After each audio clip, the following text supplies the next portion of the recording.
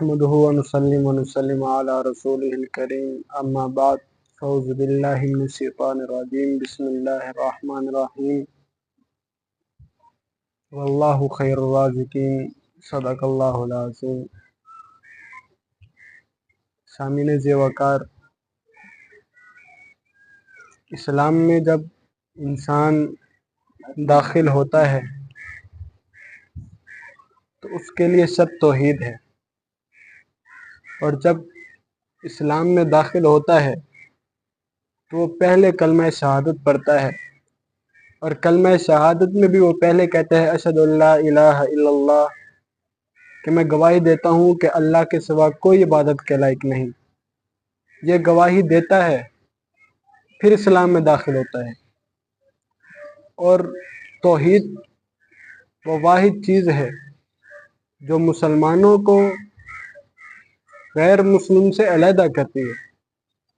یہ وہ واحد چیز ہے، آپ دیکھ لیں توحید نہیں ہے تو غیر مسلموں کی حالت دیکھ لیں، کتنے انہوں نے بت بنائے ہیں، کتنے انہوں نے پتھر کے بنائے ہوئے ہیں، کتنوں کو انہوں نے جانوروں کو انہوں نے اپنا خدا تسلیم کیا ہوا ہے۔ یہ توحید واحد چیز ہے۔ جب رسول اللہ صلی اللہ علیہ وسلم نبوت سے پہلے جب مکہ میں تھے تو اس وقت کتنے بت تھے؟ ان میں سے 3-4 تو مشہور تھے، عزا، لات۔ یہ بت جو ہے یہ قریش مکہ میں یہ خدا کی حیثیت رکھتے تھے، اور ہر کام کے لیے علیحدہ ایک بت انہوں نے منتخب کیا ہوا تھا۔